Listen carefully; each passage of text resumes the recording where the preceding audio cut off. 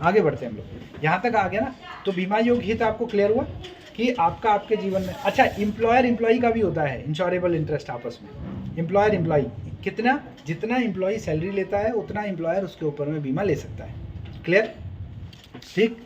अच्छा, इसके अलावा एम्प्लॉयर एम्प्लॉई के अलावा आता है आपका की मैन इंश्योरेंस।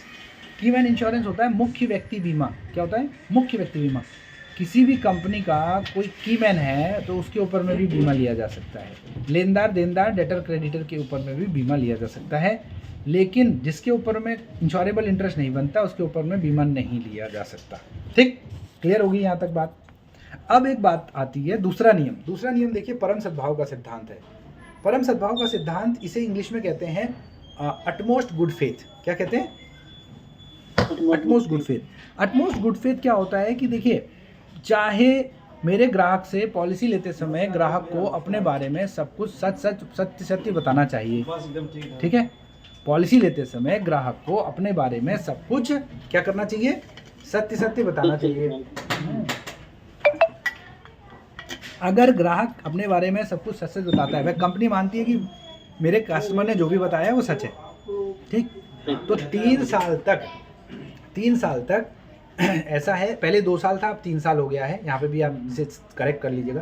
3 साल तक ग्राहक ने जो भी बातें बताई हैं वो ट्रुथ मान करके कंपनी चलती है। लेकिन अगर इस बीच में अगर कुछ ऐसा हो गया कि हमें ये पता चला कंपनी को कि ये चीज़ें छिपाई गई थी या गलत बताई गई थी, साक्ष्य के साथ अगर कंपनी प्रूव कर दे, तो ऐसी स्थिति में इंश्योरेंस एक्ट 1938 के सेक्शन 45 में लिखा हुआ है, बीमा अधिनियम 1938 के धारा 45 में लिखा हुआ है कि ग्राहक के सारी प्रीमियम जब्त कर ली जाएगी और पॉलिसी को सीज कर दिया जाएगा। ठीक, पॉलिसी लेने के 3 साल तक, याद रखिएगा। 3 साल के बाद अगर कोई चीज़ छिपाई भी थी, गलत भी बताई थी, तो भी कंपनी का कोई अधिकार नहीं बनता कि वो पॉलिसी को सीज कर दे। अगर कोई क्लेम आएगा तो कंपनी को देना पड़ेगा। इंडिस्प्यूटेबिलिटी क्लॉज सेक्शन 45 इंश्योरेंस एक्ट 1938। ठीक है, तो उसको बीमा कंपनी को उसका भुगतान करना ही पड़ेगा।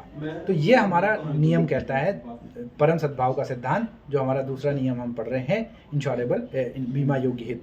ठीक है, और इंश्योरेबल इंटरेस्ट हो गया, और दूसरा जो है हमारा utmost good faith. Utmost good faith मतलब परम सद्भाव का सिद्धांत, याद रखिएगा।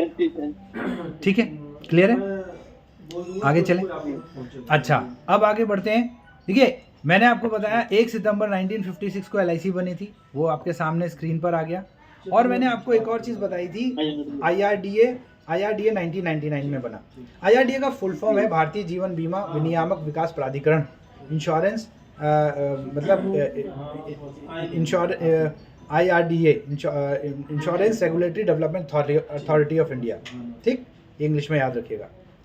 एक होता है IGMS मतलब होता है इंटीग्रेटेड ग्रेवियांस मैकेनिज्म सिस्टम। याद रखिएगा, ऐसा भी क्वेश्चन इसमें पूछा जाता है कभी कभी कि what is the full form of IGMS।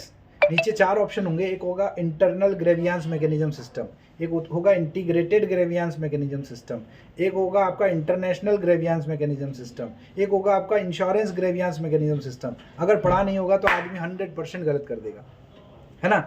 वो कहेगा इंश्योरेंस का है तो इंश्योरेंस रेगुलेटरी होगा, तो हाँ, ये वो दिमाग लगाएगा। तो इसमें होता है इंटीग्रेटेड ग्रेवियांस मैकेनिज्म सिस्टम, ये याद रखिएगा। ठीक, अच्छा, ये इंटीग्रेटेड ग्रेवियांस मैकेनिज्म सिस्टम होता क्या है, इसको समझना पड़ेगा। ये हर कंपनी का अपना एक शिकायत निवारण प्रबंधक प्रणाली होती है कि कोई भी ग्राहक को शिकायत है तो सबसे पहले बीमा कंपनी से शिकायत करे। इसके लिए IGMS बनाया होता है। ठीक है, कोई भी ग्राहक को अगर कोई शिकायत है तो वो सबसे पहले अपने बीमा कंपनी के पास शिकायत करे, इसलिए ये IGMS बनाया होता है। ठीक है, और IGMS में शिकायत अगर किसी ग्राहक ने नहीं करी तो ऐसी स्थिति में कोई और उसकी शिकायत सुनेगा भी नहीं, यानी कि सबसे पहले आपको ग्राहक उसी IGMS से शिकायत करनी है। ठीक, उसके बाद ही आप IRDA या बीमा लोकपाल या उपभोक्ता फोरम, जहाँ भी जाना है उसके बाद ही जा सकते हैं, उससे पहले नहीं जा सकते आप। ठीक, अगर उसके पहले चले गए तो वो कहेंगे भैया पहले IGMS में शिकायत करी हुई चिट्ठी लाओ, अगर करी है तो यहाँ शिकायत करना, अदरवाइज यहाँ नहीं सुनेंगे, पहले वहाँ शिकायत करो। ठीक, तो IGMS से होता है, हर कंपनी का अपना होता है ये। एक होता है TPA का फुल फॉर्म होता है third party administrator. Third party administrator मतलब वो क्या है तृतीय पक्ष व्यवस्थापक। टीपीए का एक काम होता है कि टीपीए हेल्थ इंश्योरेंस में बीमा कंपनी, जो स्वास्थ्य बीमा कंपनी है और जो कस्टमर है और जो नेटवर्क हॉस्पिटल हैं, उनके बीच में, हाँ आप आइए, उनके बीच में एक सामंजस्य बनाता है। ये पूरा उसका एक ऐसे आप समझो कि ये बीमा कंपनी से उसका क्लेम सेटलमेंट कराने का काम करता है। ये टीपी का बेसिकली काम होता है कि इसका ऑफिस लगभग ज़्यादातर जो नेटवर्क हॉस्पिटल्स हैं वहाँ पर आप देखोगे, कभी आप गए होगे कभी किसी हॉस्पिटल में, तो आप देखोगे कि वहाँ पर इसका ऑफिस भी हॉस्पिटल्स में होता है। टीपीए लिखा रहता है, थर्ड पार्टी एडमिनिस्ट्रेटर, टीपीए, है ना, याद होगा आपको। अब और आगे बढ़ते हैं। देखिए अब आता है नॉमिनेशन। तो इंश्योरेंस एक्ट 1938 के सेक्शन 39 में नॉमिनेशन होता है, याद रखिएगा। इसको याद करने के लिए आप ऐसे कर सकते हैं 39 नॉमिनेशन, 39 नॉमिनेशन, ना आ रहा है ना, इसको इस तरीके से आप याद रख सकते हो। तो इंश्योरेंस एक्ट 1938 के सेक्शन 39 में नॉमिनेशन लिखा होता है। नॉमिनेशन पॉलिसी लेते समय किया जाता है। नॉमिनेशन कभी भी बदला जा सकता है, पॉलिसी लेने के बाद भी बदल सकते हैं आप, और एक पॉलिसी में एक से अधिक कई नॉमिनी बनाए जा सकते हैं।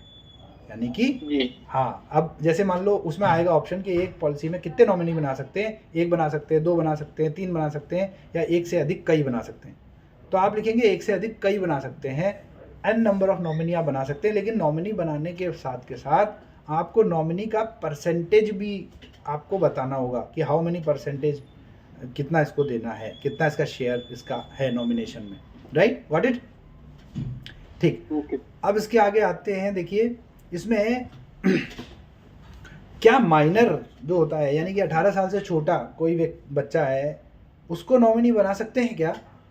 तो आंसर आएगा यस, बना सकते हैं। अगर किसी माइनर को नॉमिनी बनाते हैं तो ऐसी स्थिति में एक अपॉइंटी भी देना पड़ेगा, ठीक है, अपॉइंटी जो 18 साल से ऊपर होगा। जैसे इसका एग्जाम्पल, एक परफेक्ट एग्जाम्पल जो मुझे लगता है, मैं एग्जाम्पल देता हूँ। तो देखिए हस्बैंड ने पॉलिसी ली, बच्चे के ऊपर बच्चे को नॉमिनी बनाया, ठीक, तो वाइफ को अपॉइंटी बना सकते हैं। जब तक बच्चा जो है वो वयस्क नहीं हो जाएगा तब तक अब इसका जो पॉलिसी का केयर टेकिंग और सारी चीज़ें हैं वो अपॉइंटी करेगा, ठीक, यानी कि उनकी वाइफ करेगी। क्लियर है ना? यानी कि माइनर व्यक्ति को भी हम नॉमिनी बना सकते हैं, याद रखिएगा, ठीक। अब एक और बहुत इंपॉर्टेंट चीज़ आती है, उसे कहते हैं शुद्ध हिंदी में समनुदेशन। अब ये समनुदेशन बड़ा टिपिकल है, हिंदी बहुत कठिन होती है, तो इसको हाँ बहुत कठिन होती है। तो अब मैं आपको इसको इंग्लिश में बताता हूँ। तो ये समनुदेशन, आपने नाम सुना होगा असाइनमेंट, है ना, असाइनमेंट, हाँ असाइनमेंट मतलब असाइन कर देना, ये पॉलिसी को किसी के नाम कर देना, एक हिसाब से ऐसे समझा जाए। तो असाइनमेंट दो तरीके के होते हैं, और इंश्योरेंस एक्ट 1938 के सेक्शन 38 में लिखा है असाइनमेंट 38, असाइनमेंट 38, याद रखिएगा, सेक्शन भी पूछा जाता है कभी। असाइनमेंट टा आ रहा है ना, 38 टा आ रहा है, मैं ऐसे ही याद करा देता हूँ। अब आप भूलेंगे नहीं। नॉमिनेशन अब आप बता देंगे 39, असाइनमेंट 38, ठीक। अब ये जो असाइनमेंट है ये दो तरीके के होते हैं, एक होता है एब्सोल्यूट असाइनमेंट और एक होता है कंडीशनल असाइनमेंट। एब्सोल्यूट असाइनमेंट का मतलब होता है कि आज से इस प्रॉपर्टी के मालिक आप हो गए, आज से आप हो गए, कोई कंडीशन नहीं लगाई, तो ये एब्सोल्यूट असाइनमेंट है। और अगर मैं कहूँ कि मेरी मृत्यु के बाद इस प्रॉपर्टी के मालिक आप होंगे, तो अब ये कंडीशन लग गई। जहाँ कंडीशन लगेगी वो कंडीशनल असाइनमेंट होगा, और जहाँ कंडीशन नहीं लगेगी वो एब्सोल्यूट असाइनमेंट होगा, ठीक। क्लियर है, दो तरीके।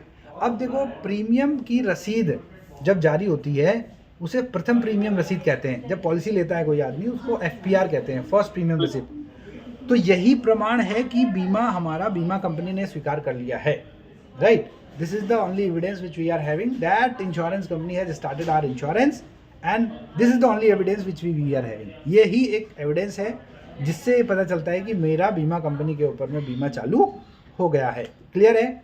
Any doubts? Just no? Okay, very nice.